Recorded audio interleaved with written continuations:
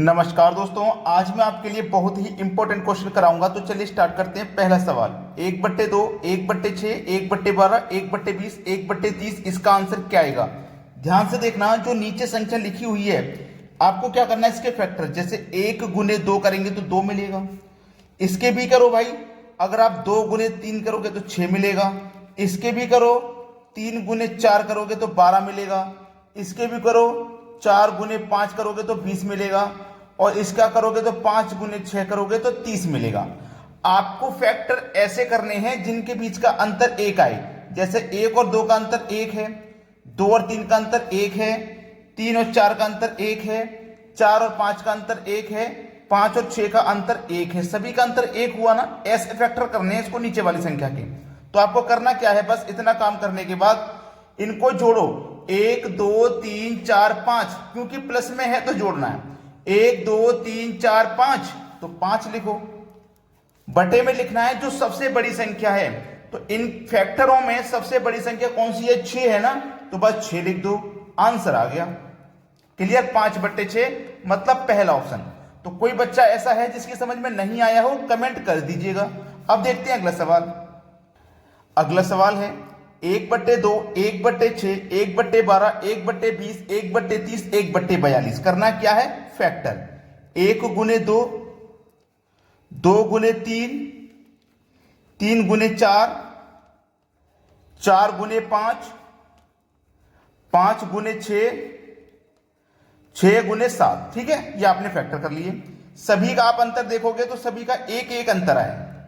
सभी का अंतर 1 1 आ रहा है। ठीक है, जो हमने बताया था आपको। करना क्या है फिर? ऊपर वाली संख्याओं को जोड़ लो। 1 2 3 4 5 6, 6 लिख लीजिए। ठीक है, 6 लिख लिया। अब ऊपर में 6 किस ऑप्शन में है? पहले ऑप्शन में, लेकिन नन ऑफ दिस भी आंसर हो सकता है।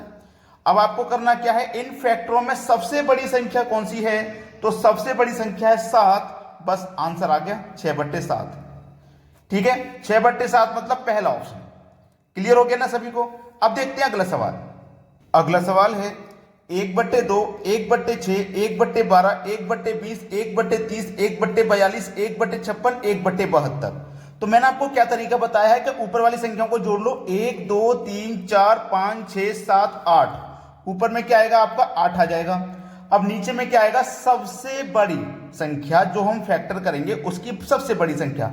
तो देखिएगा, जैसे मैंने यहां पे किया 1 गुने 2, यहां पे करिया 2 गुने 3, यहां पे किया 3 गुने 4, और फिर यहां पे करेंगे तो 4 गुने 5, यहां पे करेंगे तो 5 गुने 6, यहां पे करेंगे तो 6 गुने 7, यहां पे करेंगे तो 7 गुने 8, और यहां पे करेंगे तो 8 गुने 9। यही रहेगा ना 8 72। अब इसमें सबसे बड़ी संख्या तो आपको 9 मिलेगी। ठीक है, सबसे बड़ी संख्या 9 मिलेगी। तो 8 के बटे में 9, ये आपके सवाल का क्या हो जाएगा? बिल्कुल सही जवाब। 8/9 दिया गया है पहले ही ऑप्शन में। अब देखते हैं अगला सवाल। अगला सवाल है, अब इस प्रश्न में आपको केवल 2 सेकंड लगेंगे, केवल 2। कैसे लगेंगे? कि ऊपर वाली संख्याओं को जोड़ना है। 1 2 3 4 5 6 7 8 9 आ गया, 9 लिखो। बटे में क्या आएगा? सबसे बड़ी संख्या फैक्टर करने के बाद में। ठीक है, तो सबसे बड़ी संख्या फैक्टर करने के बाद कब आएगी? जब सबसे बड़ी संख्या का फैक्टर करोगे आप। तो 9 गुने 10 करोगे ना, तो सबसे बड़ी संख्या 10 आ जाएगी। अगर इससे पहले वाले में करोगे तो 8 नीम 72, यानी कि 8 गुणे 9, ऐसे ही कम होती चली जाएगी। तो सबसे बड़ी संख्या आपकी 10 हो जाएगी इस फैक्टर में। तो बस बटे में 10 लिख दीजिए। ये आपके सवाल का बिल्कुल सही जवाब हो जाएगा, 9/10, पहला ऑप्शन। ठीक है ना, सभी को क्लियर हुआ? अब देखते हैं अगला सवाल। अगला सवाल है 1 के बटे में 9, और फिर आप अंदर देखोगे तो वही संख्या है। ठीक है, 1 के बटे में 9 के बाद में फिर वही संख्या दी गई है अंदर। अब देखो इसको कैसे करोगे आप। अब ये 1 के बटे में 9 है, तो यहां पे 1 के बटे में 9 लिख लीजिए। ठीक है, प्लस का साइन है, प्लस ले लो। अब ऊपर वाली संख्या को गिनो, 1 2 3 4 5 6 7 8, तो 8 लिखेंगे। अब नीचे में सभी का फैक्टर करेंगे तो सबसे बड़ी संख्या कब मिलेगी? जब बड़ी संख्या का फैक्टर करोगे, यानी कि 72 का। तो 8 नीम 72, तो बड़ी संख्या आपको क्या मिली? 9। तो बटे में आपको क्या करना है? 9 लिखना है। ठीक है, अब इसको सरल कर दो, आंसर आ जाएगा। 9 9 का एलसीएम 9, 1 और 8 मिलके 9, 9 से 9 कट गया एक बार में, आंसर आ जाएगा आपका 1। और 1 दिया गया है पहले ऑप्शन में, ये बिल्कुल सही जवाब है। अब देखते हैं अगला सवाल। अगला सवाल है 1 के बटे में 11 है, इसको लिख लो, प्लस लिख लो, फिर इन संख्याओं को ऊपर वाली को जोड़ो, 1 2 3 4 5 6 7 8 9, 9 लिखो बटे में फैक्टर करोगे आप तो सबसे बड़ी संख्या फैक्टर में कहां मिलेगी, जब आप 110 का फैक्टर करेंगे। ठीक है, 10 का गुना 11 से करोगे तो 110 होता है, तो बड़ी संख्या आपको 11 मिलेगी, तो बटे में 11 लिखेंगे आप। अब देखो 11 11 का एलसीएम 11। ठीक है, अब 9 और 1 मिलकर के 1 2 3 4 5 6 7 8 9। ठीक है, यहां पे 9 आ गया। अब 9 के बाद में यहां पे आपको क्या मिलेगा, 9 और 1 10 मिलेगा, तो मैं यहां पे क्या करूंगा, 10 लिखूंगा। ठीक है, 10 लिखूंगा। अब 10 लिखने के बाद तो आपका आंसर आ जाएगा 10 के बटे में 11। अब 10 के बटे में 11 ऑप्शन में नहीं है, तो इसका मतलब नन ऑफ दिस। ठीक है, नन ऑफ दिस का मतलब है इनमें से कोई नहीं।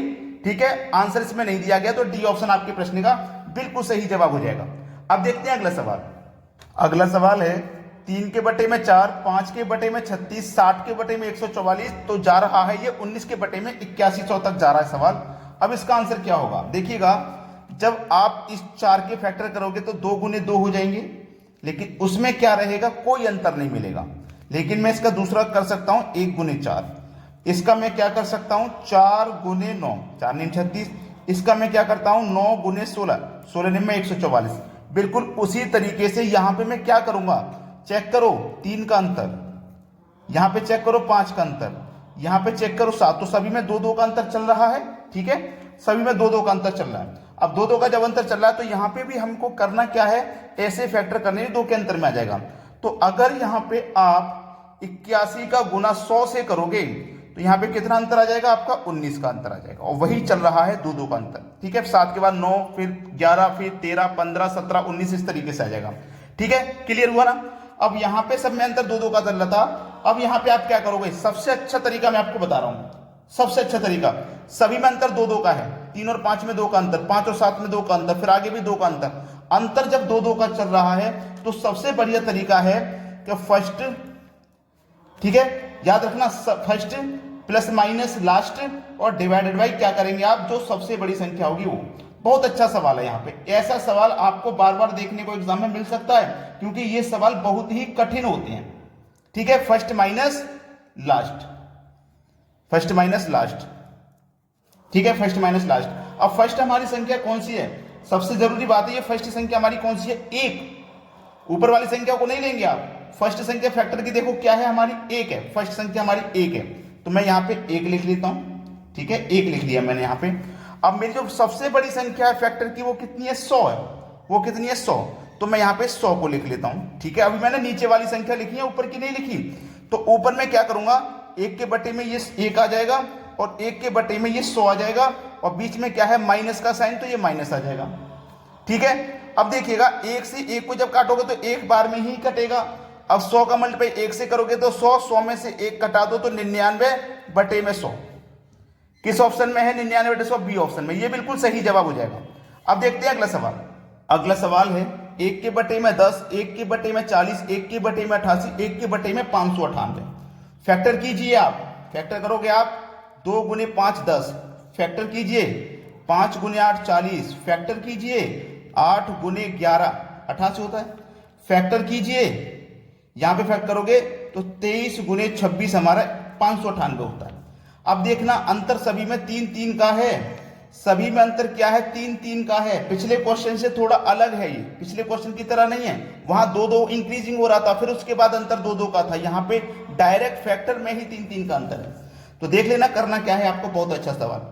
आपको ये 1 लिखना है, 3 3 का अंतर है तो 3 लिखना है, याद रखना। ठीक है, उसके बाद में 1 के बटे में ये पहले वाला संख्या, ठीक है, माइनस, फिर आप क्या करोगे 1 के बटे में बड़ी वाली संख्या 26, इसको सरल कर लो, आंसर आ गया 1 के बटे में 3 ये वाला आ गया, मल्टीप्लाई 26 और 2 का एलसीएम 26 आ गया। ठीक है, 2 से 26 को काटोगे 13 बार में, 13 1 कम 13 आ गया, 26 से 26 को काटोगे एक बार में, 1 1 कम 1 आ गया। अब 1 बटे 3 गुने 13 में से 1 गया तो 12, और बटे में क्या है 26।